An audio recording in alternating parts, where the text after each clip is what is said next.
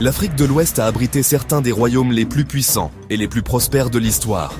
Mais bien avant l'empire du Mali ou du Songhai, il y eut un autre empire, le Ghana.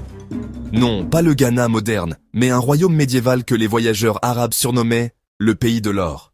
Dans cette vidéo, plongeons ensemble dans l'histoire fascinante de l'empire du Ghana, ses origines, ses richesses, sa culture et son déclin. L'empire du Ghana apparaît vers le IIIe siècle. Fondé par les Soninké, peuple mandingue établi entre le Sénégal et le Niger. Le nom Ghana désignait à l'origine le titre du roi, qui signifiait « chef guerrier ». Ce royaume sut tirer parti de sa position géographique, entre le désert du Sahara et les forêts tropicales riches en ressources. Anecdote. Selon certaines traditions orales, le fondateur aurait été Dinga Cissé, un chef venu du nord. L'économie reposait sur deux produits stratégiques. L'or, extrait des régions du Bambouk et du Bouré. Le sel, extrait des mines du Sahara, notamment à Tagaza. Caravaniers berbères et arabes transportaient ces produits vers le Maghreb, l'Égypte et même l'Europe. Le Ghana imposait des taxes sur chaque marchandise entrant et sortant. C'est ce système fiscal qui fit la fortune de l'empire. Koumbi Saleh, la capitale, devint un centre commercial international, décrite par les chroniqueurs arabes comme une ville riche et animée. Le roi, appelé Ghana, était au sommet d'un système hiérarchisé. Il contrôlait l'or. Seuls de petits lingots circulaient, mais les pépites les plus grosses restaient la propriété royale. Sa cour était réputée pour sa richesse, trône en or, audience impressionnante avec des gardes armés et décorations somptueuses. Militairement, le Ghana disposait d'une armée organisée, avec des cavaliers équipés, capables de contrôler un vaste territoire et sécuriser les routes commerciales. Les Soninké pratiquaient d'abord une religion traditionnelle africaine avec un roi vu comme garant du lien entre les hommes et les forces invisibles.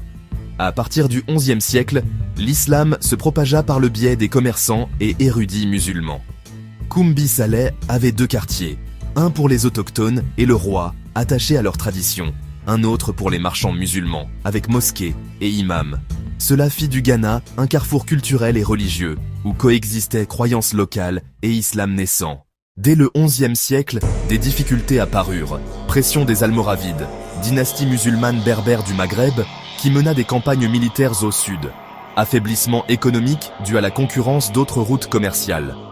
Révoltes internes et épuisement des ressources minières. Au XIIe siècle, l'empire du Ghana commença à perdre sa suprématie. Au XIIIe siècle, il fut remplacé par un nouvel empire en plein essor. Le Mali, fondé par Soundiata Keïta. Bien qu'il ait disparu, l'empire du Ghana laissa une trace profonde. Il fut le premier grand empire d'Afrique de l'Ouest. Il posa les bases du commerce transsaharien qui enrichirait le Mali et le Songhai.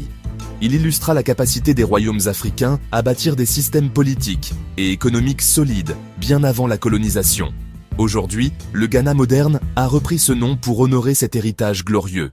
L'empire du Ghana fut un royaume de puissance et de richesse, symbole de l'Afrique comme centre mondial de l'or et du commerce. Il est la preuve que le continent africain a connu des civilisations brillantes, organisées et influentes. Se souvenir du Ghana, c'est se rappeler que l'Afrique n'a jamais été en marge de l'histoire, mais bien au cœur des échanges mondiaux. Si cette vidéo vous a plu, n'oubliez pas de liker et de vous abonner. La prochaine fois, nous découvrirons un autre empire légendaire, le Mali, avec son célèbre roi Mansa Moussa. Dites-moi en commentaire quel empire africain vous inspire le plus.